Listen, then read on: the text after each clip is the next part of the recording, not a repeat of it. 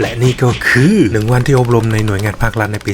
2025 ทำงานไม่ได้มีโอกาสออกไปอบรมไหนเลย จนกระทั่งครั้งนี้โดยเก็บบรรยากาศในการอบรมมาเล่าให้ฟังเป็นประสบการณ์ไว้ตามสไตล์การอบรมก็ไม่ได้มีอะไรสนุกแต่ก็เป็นเรื่องที่ดีที่ได้รู้จักกับพี่ๆภายในหน่วยงาน ก็เป็นการสร้างคอนเนคชั่นได้มีโอกาสร่วมงานกันในอนาคตพี่รูเมทในห้องก็นิสัยดีเติมยอยักษ์สระอี